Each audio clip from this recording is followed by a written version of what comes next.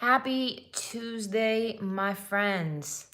I hope you guys are well. I am really excited to do this video in the form of a live chat because it is a really important topic. And what we are discussing today is hidden reasons why you are not losing weight. And for those of you guys just joining Top Chat, live chat, it is Christine with Gauge Girl Training. I am the owner and founder of the Gauge Girl Training, which is an online meal planning and coaching service, as well as the owner and founder of Gauge Life Nutrition Supplements. So please comment where you are from and how you found Gauge Girl Training. I am covering this today, hello Perla, because there are a lot of hidden reasons why people are not losing weight. And hey, Miss Congeniality. And I really want to talk about weight loss plateaus because some of the reasons behind a weight loss plateau. Hi from the Philippines. Hey, what's up, Liali? Some of the reasons behind weight loss plateaus are such simple, easy peasy fixes. Hello from Plano, Texas. Hello from Algeria. Hi, Annie. A lot of it can be really simple, like, duh, how did I not know I was doing this piece incorrectly? So that's one thing. And other things can be way more challenging. And I think, here's my thoughts. 80% of people, I'd say 70 to 80% of you should have no problem overcoming weight loss plateaus simply by dialing in your nutrition, making sure you're in a true caloric deficit, and just dialing it in from the food perspective, right? Hello from Blackwood, New Jersey. Now, there's another 20% of you that will not be that lucky.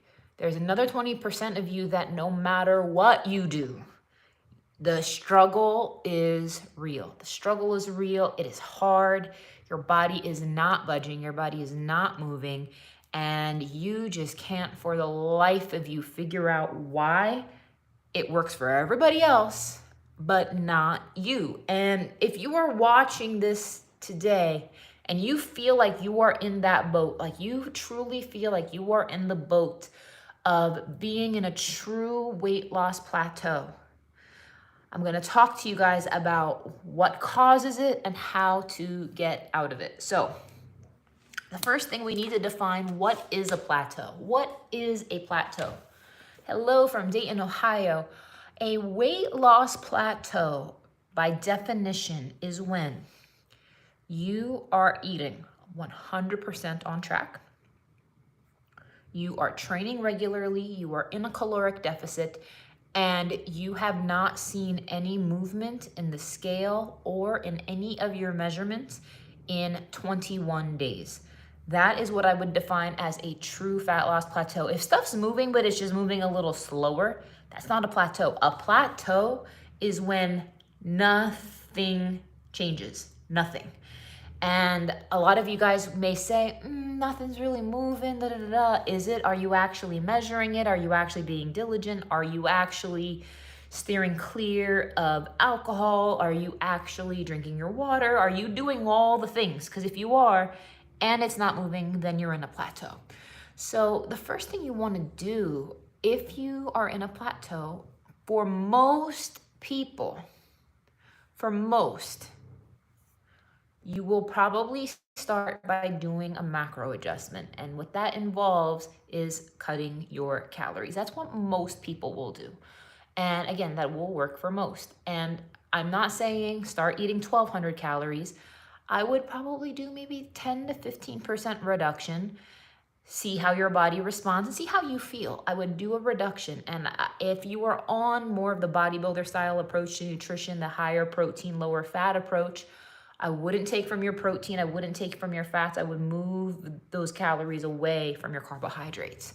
So the next thing is you want to assess your workouts. So I'm not saying that means everyone needs to start doing 2 hours of cardio a day. But what I will ask you is, are you doing at least 4 solid cardio sessions a week.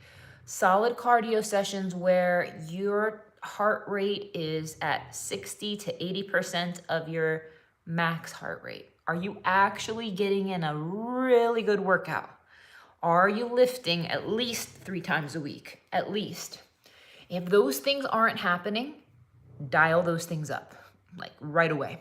Now, the next thing you have to ask yourself is, did you recently start a new training program? Because if you recently started a new training program and you are lifting, you're sore, your muscles are being challenged in ways that you haven't challenged them before, or maybe like you had a little hiatus and now you're back in the groove.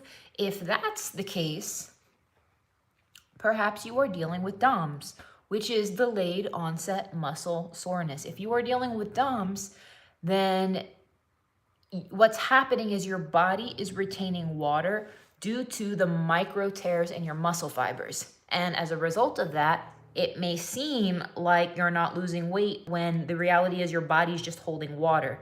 DOMS could have you gaining anywhere from 1 to 4 pounds. And if you are losing weight, but your body is buffering that weight with water retention, it may feel like nothing's actually happening. So what I encourage you to do, if you think you have DOMS, again, delayed onset muscle soreness, I encourage you to wait it out. DOMS could leave the body in a week. It could take up to 3 weeks. I've experienced DOMS before. I've experienced DOMS before during contest prep when I really was putting myself through the paces of a brand new training program that was very challenging. Hey, what's up, Francesca? And that water retention is real. And you'll know it because if you're really sore and you're feeling just that puffiness, I'm telling you guys, it goes away in about 3 weeks. That's one of those things you just have to wait it out. Another reason for a weight loss plateau is your relationship with carbohydrates has changed. Your relationship with carbohydrates has changed, meaning your tolerance to carbs has shifted. And I see this happen all the time.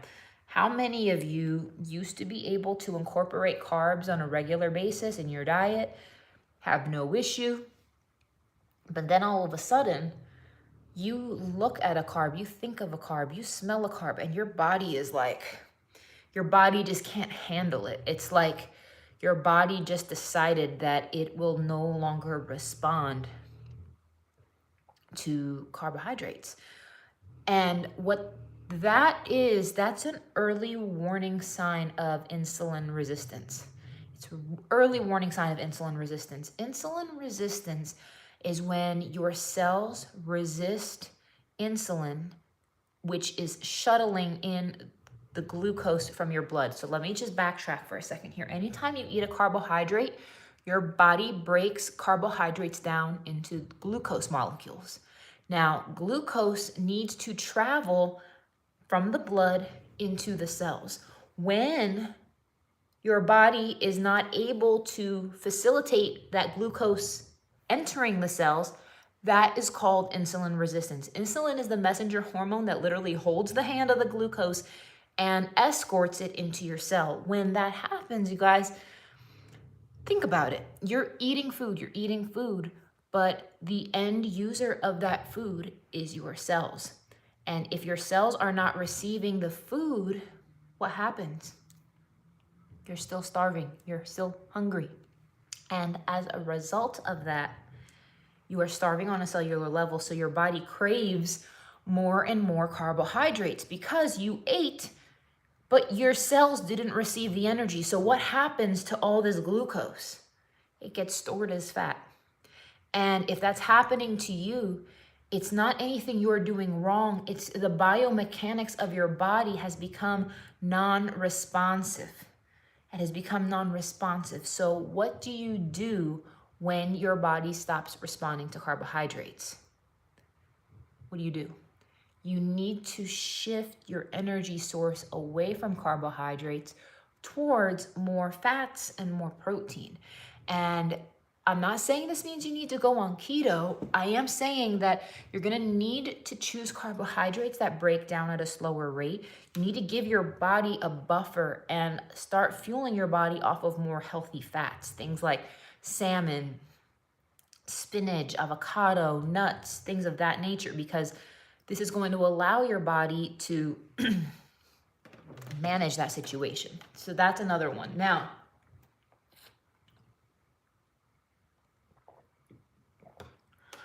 another reason why you may not be losing weight. Here is the thing. Hormone imbalances. And you guys know I've been talking about this a lot lately. If your hormones are imbalanced, your body will not respond the same to conventional caloric deficits. And I'm going to tell you a story. I have a client who was doing the high protein, low fat approach common to bodybuilders, right? You know, think chicken, turkey, broccoli, lean meats, tilapia, sweet potatoes, a very, very simple diet. She was eating in a similar way, but she was doing flexible dieting, so the foods were a little bit more fun. And she was around 1,500 calories, seeing results, but very slow. So we dialed it up to 14 and dialed it down to 1,350. And she was just doing cardio every day, working her butt off. And she's like, she wanted results. And I can tell you for a fact that she was not cheating on her diet. She was doing everything. And mathematically,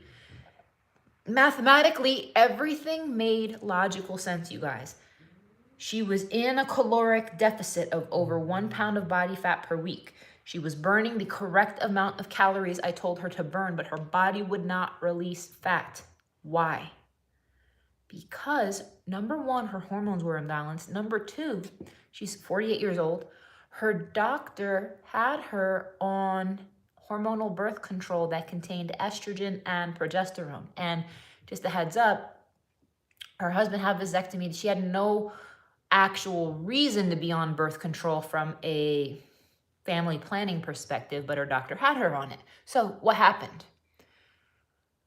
We decided to try something where we said, okay, let's push it harder. We put her on 1,200 calories. Not only did her body just buck and reject a deeper deficit, she gained 3 pounds instantly within 24 to 48 hours of going down. So you can imagine how frustrated she was in this predicament. So what I did was I said, you know what? I think you would be a really good candidate for the hormone reset. We talked about it. And I raised her calories up north of 1,700, reset her metabolism, dialed back her cardio. We took her off of the hormonal birth control and had increased her fat, decreased her carbs, increased her fiber, started putting her on the hormonal supplements. She lost 8 pounds in the first week. Second week, she lost like 2 to 3 pounds. This is from somebody who was losing nothing, losing absolutely nothing. Just, she was doing everything she was supposed to do. So my point is, you guys, less calories isn't always the answer if you have a hormone imbalance. And the reason for this is when your hormones are imbalanced, your body needs certain nutrients to function on an optimal level. And if that's not occurring, your body's not going to part with stored body fat. And I don't know who needs to hear this, but if you suspect and you know you're working your ass off, you know you're working hard, it may be time to reset your hormones. And what that means is, it means you can still follow a macros approach. It's just the approach to macronutrients that you follow needs to be dialed in with a consideration for hormone imbalances. So keep that in mind. Now, another reason why you may not be losing body fat is related to your gut health. I have seen people who have the fussiest stomachs on the planet. Who here watching this feels like they have a very, very sensitive stomach? Like, so sensitive. Which hormone should be tested for hormone imbalance? In women, test your estrogen and progesterone levels. Does anyone here watching this feel like they have a very sensitive stomach? I have one client who comes to mind when I think of intolerances, and no matter what she does, if she is eating any food that is on this list of just highly sensitive foods, it causes, what happens is this, you guys. The thing you need to know about food intolerances, it typically comes down to one of two things. It's either a form of sugar that your body cannot break down, and that remains undigested in the gut, which causes it to ferment and cause gas. So remember, anytime you get bloaty and gassy, it's because there is undigested sugars in your stomach that your body can't break down. So if it can't break it down, it's going to ferment. And the solution is this: you have to avoid it. You have to avoid it. If your food intolerance is relevant to undigested sugars in the gut. Now, if your food intolerance is related to a protein, meaning if your body is not able to break down a certain protein or a certain strain of a protein, what will happen is your body needs enzymes. Your body needs enzymes. And if you're missing an enzyme, that problem is 10 times easier, like 100 times easier to solve than just as if the issue is related to an inability to digest certain sugars that will end up being fermented, because you can always supplement with the appropriate enzyme. So for instance, if you're struggling to break down protein and your body needs a certain amount, you could supplement with protease. Protease is the digestive enzyme that breaks down protein. If you are struggling to break down dietary fats, you could supplement with the digestive enzyme called lipase, which breaks down the fat. If you are struggling to break down specific carbohydrates, you could supplement with the digestive enzyme called amylase, and that will help it. And the reality is, based off of your genetics and your heredity and where your family and tribe and your clan is from on the planet, there are certain groups of individuals that have less of the amylase gene in the body, which is the digestive enzyme that helps break down carbs. And it's easily addressable. So what I'm trying to say is, one reason why you may be in these plateaus is just simply due to the genetics of specific enzymes you may be missing. And you have to really dig deep and do your own research on these things. But I would love to support you guys and help you guys figure out and like assess, okay, what's wrong? Why is this wrong? What's going on with this? Who, what, when, where, why? So that way you can carve out a path of how to eat in a way that makes logical sense, because the days of one size fits most eating, they're over, you guys. They're over. You have to really be your own advocate. You have to really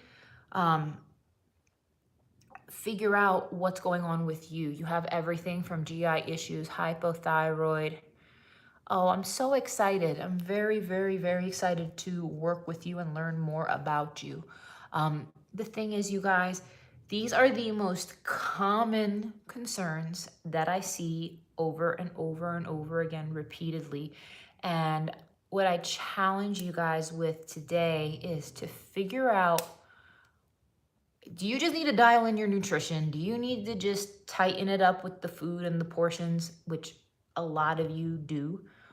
But if it's something else, don't be afraid to explore other options that may have you eating more, that may have you eliminating certain foods, or that may have you introducing supplemental support. How to determine if you have enzyme deficiencies. So you can definitely get tested. I think the biggest way is going to be how your body responds. So for instance, if you eat dairy and you start having acne, you get bloated, like that is a very telling sign that you have a lactase deficiency.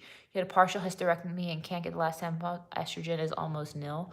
So the thing is, even though your estrogen levels are low, they may still be high relative to progesterone levels. Your stomach is super sensitive. Anytime you eat anything, you get bloated. I'm very sorry to hear that. I would really encourage you to focus on improving your gut health, because my goodness, getting to a point where you can include healthy foods that make sense to reestablish a healthy gut microbiome is so important. You're an endomorph male and you have lost a lot of weight by eating veggies, but now what do you do? Like vegetarian options, you have constipation and indigestion issue. I would have to do like a full assessment of your macros to really figure out what's going on in that capacity. So constipation, indigestion, like maybe your fiber's too high, maybe your fiber's too low. Is it okay to delete added sugars or try to eat minimum to no sugar? Sugar is not essential. So keep that in mind. Sugar is not essential. It's not required for you to have that. So just keep that in mind. Now, if you guys have any questions or concerns about your specific situation, I would encourage you to sign up for a one-on-one consultation, so that way we can have a deeper dive conversation on the context of your specific situation. I have tons of videos and resources here about lots of these situations. So if you want to just start by perusing my YouTube channel, what you can do is you can type in your situation and just type Gauge Girl, because there's almost 900 videos on this channel and I do a deep dive onto a lot of different topics. So if you're not sure about what the hidden reasons are for your lack of progress, I strongly urge you to take a look. So I want to thank you guys for joining me today. I hope you guys have an amazing day. If you have questions, concerns, anything, drop them in the comments. But thank you guys for joining. And I just ask everyone, while you're still here, please give the video a thumbs up. It helps out here on YouTube. Really appreciate you all. Have an amazing day, my friends. And I just want to remind you all that it feels good to feel good. I want to remind you all that when you eat in a way that is aligned with what your body actually needs, you're going to feel better than you've ever felt in your life. So don't look at this as a sentence in boredom. Look at this as freedom once and for all. So have an amazing day, my friends. Take care, and I'll talk to you. Peace.